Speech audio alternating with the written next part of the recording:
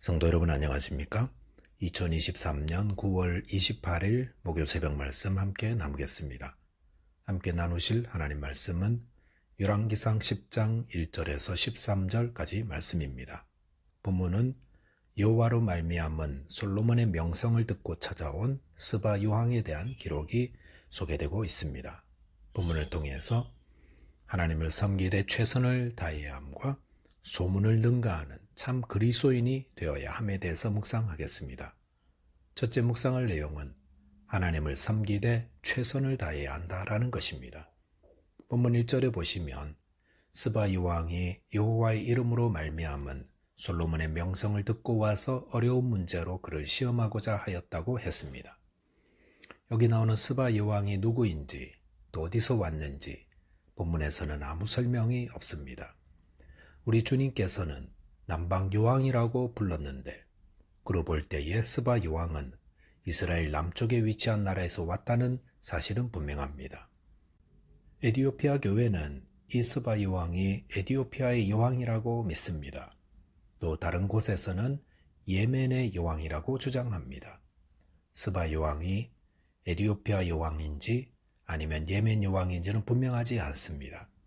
여기서 분명히 확인할 수 있는 사실은 스바 요왕이 솔로몬의 명성을 듣고 어려운 문제로 그를 시험하고자 많은 수행원들과 예물을 가지고 예루살렘까지 직접 왔다는 것입니다. 그런데 스바 요왕이 여행한 거리를 계산해 보면 그것은 거의 2000km가 됩니다. 그 먼 거리를 당시에는 비행기도 없었을 텐데 나귀나 말이 이끄는 마차를 타고 여행하는 것 얼마나 고생이 되었겠습니까?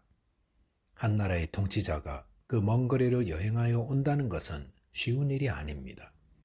본문 2절에 보시면 예루살렘에 이르니 수행하는 자가 심히 많고 향품과 심히 많은 금과 보석을 낙타에 실었더라.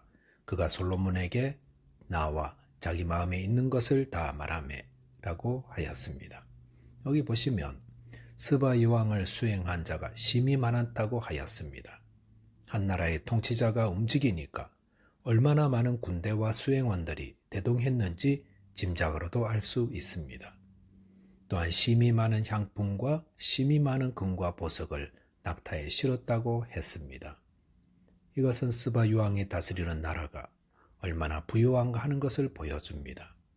스바 요왕은 많은 수행원들과 예물을 싣고 그 먼 거리를 오직 솔로몬의 지혜를 듣기 위해서 왔습니다.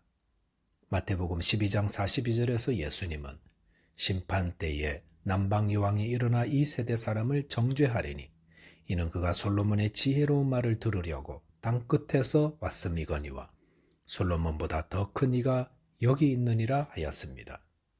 예수님은 심판 때 이 스바 요왕이 당시 사람들을 정죄한다 했습니다. 그 이유는 스바 요왕은 솔로몬의 지혜로운 말을 들으려고 그 한 가지 때문에 땅끝과도 같이 먼 곳에서 거리를 마다하지 않고 왔는데 예수님 당시 사람들은 솔로몬보다 더 크신 예수님이 옆에 계신데도 예수님께 나오지 않았다는 것입니다. 예수님은 당시 사람들을 책망하면서 또 한편으로는 이 스바 요왕을 칭찬하고 있습니다. 그 이유는 그가 하나님께로부터 말미암은 지혜를 듣기 위해 그 먼 거리를 나왔기 때문이었습니다. 하나님은 우리가 하나님의 지혜를 들으려 할 때에 칭찬하십니다. 그것은 피조물된 인간으로서 마땅한 모습입니다.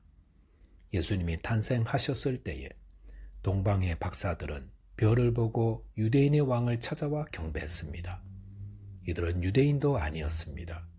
그런데도 별을 보고 이 땅을 구원할 유대인의 왕이 태어날 것을 알았습니다.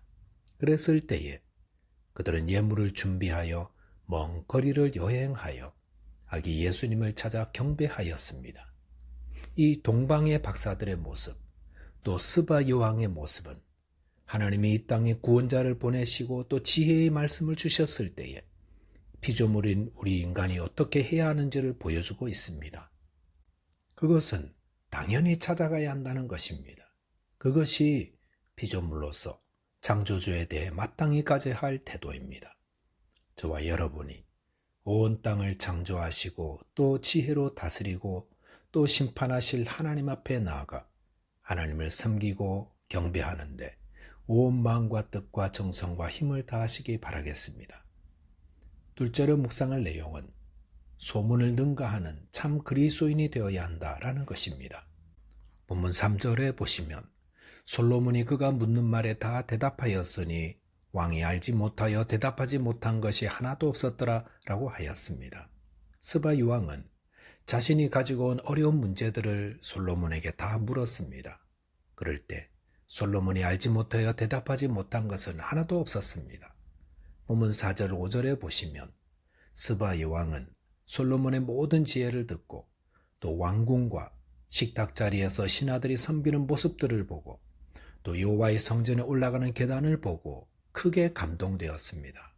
그리고 본문 6절에 보시면 왕께 말하되 내가 내 나라에서 당신의 행위와 당신의 지혜에 대하여 들은 소문이 사실이로다 라고 하였습니다. 스바 여왕은 그의 나라에서 들었던 솔로몬에 대한 명성의 소문이 사실이라고 고백했습니다. 그리고 본문 7절 하반절에 보시면 내가 들은 소문보다 더하도다라고 하였습니다. 그러면서 본문 8절에 보시면 솔로몬의 신하들을 향해 복되다라고 하였고 10절에 보시면 어마어마한 양의 금과 향품과 보석을 솔로몬 왕에게 드렸다고 하였습니다. 스바 여왕은 자기 나라에서 솔로몬의 소문을 듣고 반신반의했던 것 같습니다. 그러다가 솔로몬의 지혜를 확인하기 위해 왔었습니다. 그런데 직접 와서 확인해 보니 솔로몬에 대한 소문은 소문 이상이었다는 것입니다. 우리말 속담에 소문난 잔치집에 먹을 것이 없다라는 말이 있습니다. 말만 번지르르하게 하여 소문만 그럴듯하게 났는데 정작 뚜껑을 열어보면 실망스럽게 그지없는 것들을 의미합니다. 그런데 솔로몬의 지혜와 명성은 소문보다 더 뛰어났다고 했습니다. 솔로몬은 어떻게 소문을 능가하는 자가 되었겠습니까? 본문 9절에 보시면 스바 여왕은 당신의 하나님 여호와를 송축할지로다.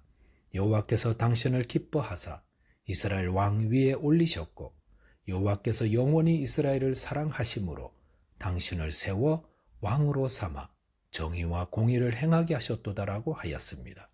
스바 여왕은 솔로몬의 이 모든 것이 여호와 하나님 때문이라고 고백했습니다.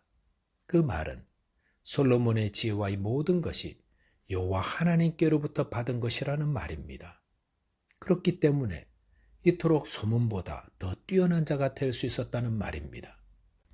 본문을 묵상하면서 우리 그리스도인의 모습도 이와 같아야 한다라는 생각을 했습니다.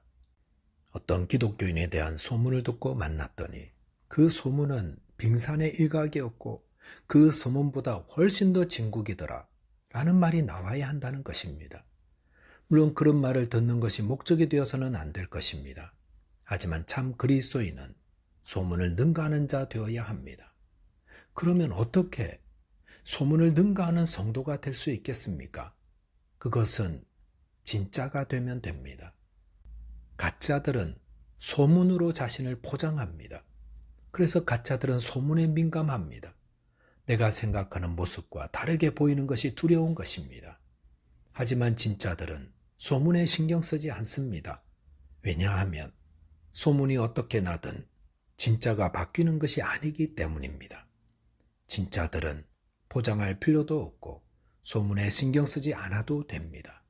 그러려면 어떻게 해야 합니까? 복음을 듣고 그 복음에 순종하는 자 되면 됩니다. 오해를 받으면 좀 어떻습니까? 예수님도 오해 받으셨으니 나도 오해 받나 보다 생각하면 됩니다. 욕을 먹으면 어떻습니까? 예수님도 욕을 먹었으니 나도 욕을 먹는구나 받아들이면 됩니다. 진짜들은 오해를 받든 욕을 먹든 바뀌지 않습니다. 그럴 때에 소문을 뛰어넘는 자 됩니다. 교회든 사역자든 진짜가 되시기 바랍니다. 저와 여러분이 예수 그리스도를 믿는 참 그리스도인이 되시기를 주님의 이름으로 축원드리겠습니다. 기도하겠습니다. 하나님 아버지, 스바 여왕이 지혜의 말을 듣기 위해 먼 거리를 마다않고 왔듯 저희도 주님을 만나고 섬기는 데 최선을 다하게 하여 주옵소서. 또한 소문을 능가하는 참 그리스도인 되게 하여 주옵소서. 예수 그리스도 이름으로 기도하옵나이다. 아멘. 오늘도 믿음 안에서 승리하는 하루 되시기 바라겠습니다. 감사합니다.